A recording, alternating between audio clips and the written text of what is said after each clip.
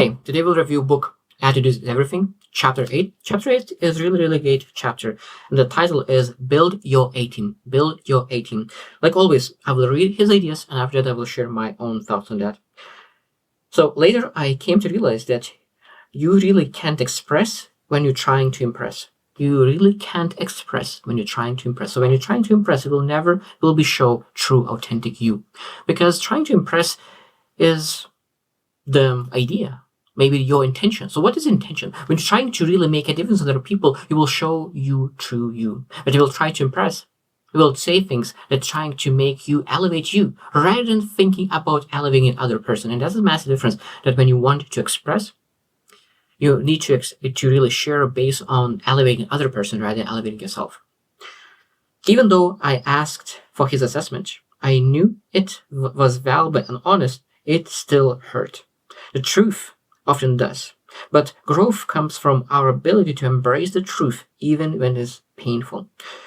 He shared that he got a feedback after the speech and he didn't like it. Of course, it was hurtful, but he knew that when you really embrace that feedback, when you ask for the feedback and really ask for really honest feedback, constructive feedback that is elevating you, and you're sharing what you're able to do differently to improve, of course, even is hurtful, and the faster you're able to embrace that and be uncomfortable, because feedback is uncomfortable, criticism is uncomfortable, but the faster you're able to embrace it, the faster you are able to improve.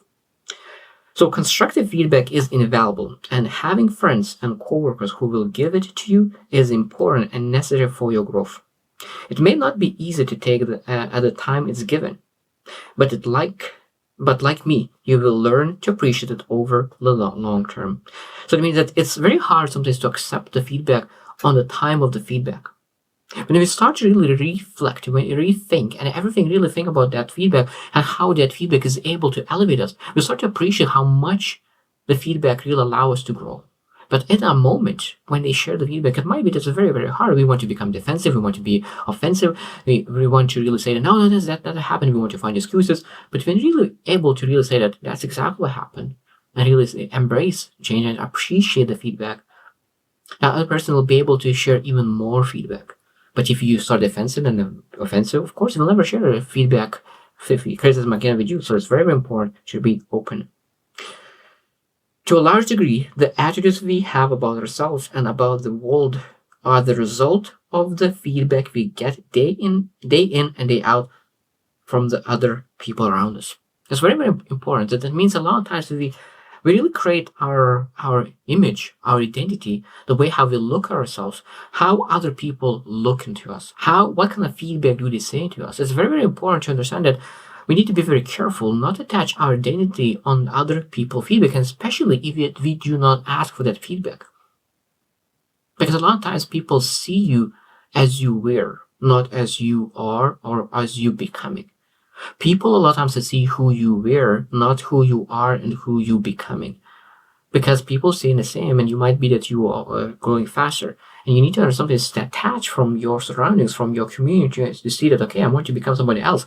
I want to be really better. So just going and finding the people who really actually able to see who you're able to become. Even though you may not understand the lesson being taught at any given moment, eventually you will. So when you really get the feedback from amazing leaders, amazing mentors, people who understand, who has credibility in that field when you're giving feedback, most important, they need to have credibility in the feedback, in that when you give feedback, they need to get credibility in that field. So at that moment when you do not understand, don't say that this is nonsense, it for sure doesn't work. We need to really say that, okay, even though I don't understand that, I really meditate on that idea. I really reflect on that idea. Allow that seed, that idea, really grow into my mind until I will understand.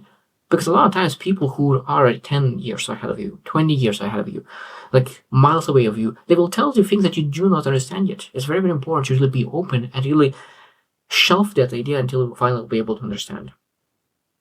After that, he started sharing the most important people who really shared ideas, and he said that his mom taught him lessons, his cousin taught him lessons, the coworker taught him lessons, his best friend, his dad, every single person was able to really teach you something. And then he said that today I'm creation and a product of many loving, supportive, and dedicated people. because like every single person added something into his life. And exactly in our lives, there's a lot of people who add tremendous value in our lives. And sometimes we need to be very appreciative because they love you, they appreciate you, they give amazing feedback, they give a lot of lessons. And we need to really be appreciative people. The next one is building relations with the right attitude. Your goal should be to add to the quality of the lives of those people who have trusted you with their friendship. So it means when we go to friendship relations, we need to understand that we want to have that adding value attitude. I want to add value to you. I want not just take from this relationship. I want to give. I want to really serve. I want to really show that I really care about this other person, and I want to really earn their trust. If you haven't put substantial effort into developing strong relationships, then you should not be surprised to find yourself dealing with attitudes of loneliness, rejection, and isolation. So it means when think about really when you feel lonely, when you feel rejected or isolated, we need to ask ourselves how much time did we invested in building relationships? Because I know that even myself, I really know that I didn't invest enough time to build relationships. It's very important. I'm good at in networking and going and meeting people. But when you think about really building relationships, because relations need to be nurtured. And if you do not nurture them enough, of course, you potentially can feel lonely. And that's again builds that attitude of loneliness. So we need to build and nurture relations that we do not have and not have that attitude of loneliness. After that, he said that building your own A team. It's very important to build your own A team. So the people you allow to embrace, the people you allow to embrace your life ultimately have the greatest impact on your attitude. It's very powerful. The people you allow to embrace your life ultimately have the greatest impact on your attitude because you trust them, you believe in them, you know that you will embrace their advices. You will ask you will ask questions. You will ask for advice. And because of what they say, you accept more easily rather than question it because you're less skeptical. Those ideas shared by them, you will be influenced even more. So be very, very careful what you put in your A team, in the people that you trust and respect, and they earn your respect and trust. We need to be very careful what you put in our A team. The next time you are tempted to think you are all alone, rid yourself of that negative thought by visualizing all the people who support you and believe in you. So that means if you feel lonely, think about all the people that you actually have or who believe in you, who really added value to you, to make sure that you don't feel like this. Because there is one of those ways that you really think about, okay, there's a lot of people who really support me, who believe in me. Maybe I don't speak with them very often, but you know that they are there for you. The next idea was shared values are the foundation of the A team. So all effective teams should have shared visions and values and be working towards the same end result. It's very important to build your A team based on values. So that means at the end of the day, like it doesn't say that you need to build team based on age or race. It doesn't say on sex. No, you need to base your team on the values. What you're trying to pursue. What are those really core values behind the foundational parts of the team? And when you're able to really say that we believe in the same things, we care about the same things, it's much easier to really build that A team. So values are standards by which attitudes are formed. Values help you to put your attitude into action. Values help you put your attitude into action. People move or gravitate toward what they care about or what they love. People move or gravitate towards what they care and what they love. Very powerful lesson. And after that, he shared his values. So he said that my values for building my A team are the following. So we will share his values. So integrity, respect, honesty, accountability, faith, love, health, wisdom, compassion, achievement, recognition. This is his values. And I really like how he described wisdom. Wisdom is having the ability to use your knowledge. Wisdom is having the ability to use your knowledge. Very powerful thought. The next one is that my grandmother once told me that everything I accomplish will be the direct or indirect result of someone else's help. So that means that when I think about every single achievement that we've made in this life or maybe failure, is direct or indirect help by someone else. So when you really start to believe that and you see that, you start to appreciate every single interaction, every single thought, every single idea, because those small ideas, small encouragements lead into some big achievements. And I think that's why it's very, very important to have people around you who are encouraging and giving those gifts, encouragement. Evaluating your attitudes about your relationships. Evaluating your attitudes about your relationships. And he shared essential behaviors that essentially to build lasting and mutually supportive relationships. So first one is accept others unconditionally. Many people tend to have the attitude that their friends and family members should always live up to their expectations. Be available to them at all times, always be in tune with their needs, agree with them, and see everything from their perspective.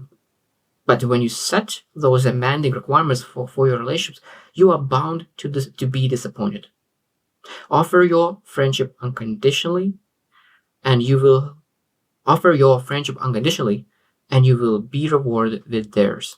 So it means that a lot of times when we really have relationships, we understand that they will have their own perspectives, they will have their things that they love, they enjoy. They have different, sometimes even likes, dislikes, and is that okay? It doesn't matter what they like, one dislike. The most important part is that we have the same values, so that's it. At that moment, when we give them unconditional love, no matter what they do, maybe they made a mistake. You don't say that if they made a mistake that, oh, you're not my friend anymore. I thought you were much better than that. No, when people are able to feel that they will be friends no matter what, I think that you are able to be one of the best supportive person, the best supportive friend ever. Number 2 is earn trust by being trustworthy.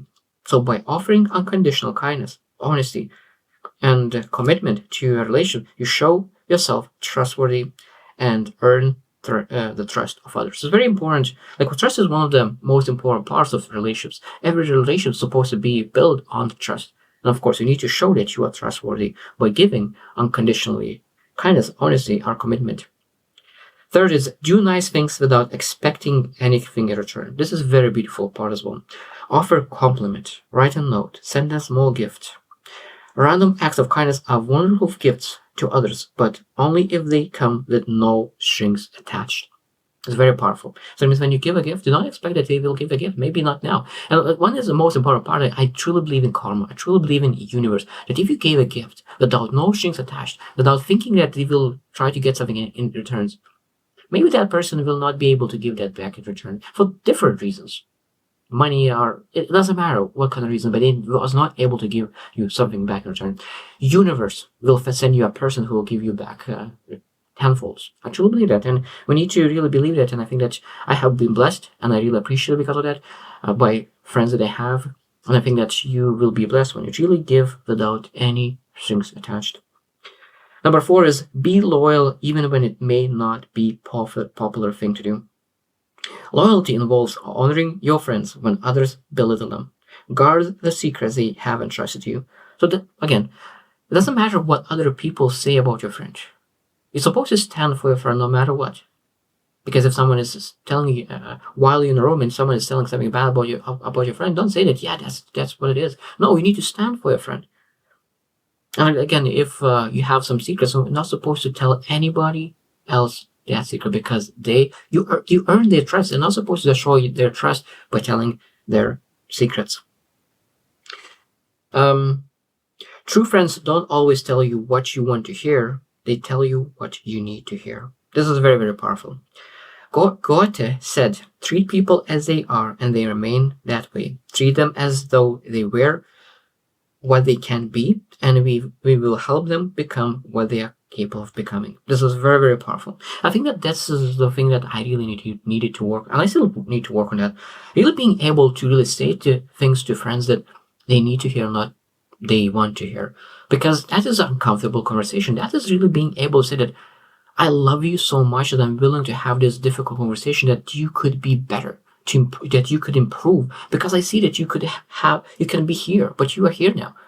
And if you change that few things, you can elevate yourself, and it could be difficult. And being able to see your friend as somebody could be much better, much stronger, much faster, and be able to treat them as they could be rather than treat them as they are. I think that this is probably one of the best friend that you could potentially have, who is able to see your potential and really treat you as your potential rather sometimes who you are. Number 5 is listen to others, not to form judgments, but to understand their point of view. This is again very, very powerful. This is really very powerful chapter. Listen to others, not to form judgment, but to understand their points of view. Listening is a simple thing. Listening is a simple thing. But doing it without judging can be difficult. A lot of times when people share their thoughts, we already think about how we will respond. We'll think about what kind of advice we'll give. We think about a lot of things and really looking what they say through our lenses. And again, because of that, a lot of times listening is very, very hard because we are really thinking to respond rather than listening and fully understand what they're saying. I think that is a very, very common mistake that people do. You have to clear your mind and put your own experience and values aside while listening through the other person's heart and soul. So it means when we're really listening, we need to understand that we need to sometimes listen with our heart, not with our ears. We need to listen with our heart, not with ears. And that's when the other person feel heard and understood. That's the more powerful. And I heard that, I really loved it. Feeling heard is almost like feeling loved. Feeling heard is almost like feeling loved. So that means when you're really able to make someone feel heard, that means that they will feel loved and really respected. You want to make sure that the message being communicated is the message received, because ineffective communication can be costly. It's very interesting because it's here that you want to make sure that message being communicated is a message received, because a lot of times they want to communicate, but because we start to attach our own meanings to their words, we have totally different meaning. So sometimes we need to ask, look, what do you mean by that? Even though that sometimes could be redundant, we need to make sure that we really actually understand what they mean, because sometimes the same thing means totally different things for two different people. So if we do not understand that, we will potentially have mistakes, and of course those mistakes would be costly. The next topic he mentioned, remove toxic negativity from your A-team. Pessimists by nature present a danger to your attitude health. And here's a tip, and this is a funny tip. If you ever need to borrow money, borrow from pessimists, because they will never expect to get it back. It's such a funny tip, never heard of that. Pessimism promotes depression, discourages action, causes anxiety and fear, is bad for your health, and turns minor mistakes to setbacks, turns setbacks into disasters, and disasters into catastrophes. Terrible link. After that, he shares about the people, so judges and critics. Others feel that they can't control their own lives, so they attempt to control others. Such an interesting and powerful message. Others feel that they can't control their own lives, so they attempt to control their others. Interesting. And I truly believe that's true. They expect everyone to live with their narrow view of what is right and wrong. Professional victims. Do you know someone whom life happens to?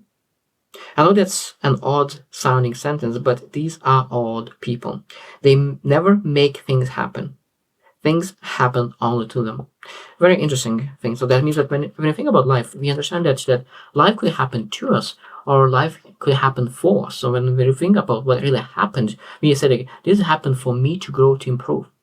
It happened not to me, it happened for me. So every single setback I'm able to use for my own benefit. So that kind of person is a victor rather than having that victim mindset. Soap opera stars. There's a people who really always want to have drama in their life. So their lives are long-running series. Just when you think the end is near, they will create another drama, dilemma, or crisis they cannot escape without you. So we need to run as far away because we want our peace. We want our peace. So that means that a lot of times when we really listen to other people, other dramas, it's really not a good place to be in. Other people are bitter to the core. These are unhappy people who gladly spread their misery around. They love company. A lot of times people love to complain, and they love when other people to complain as well. So that means that when we hear a complaint, we need to change the topic or walk away.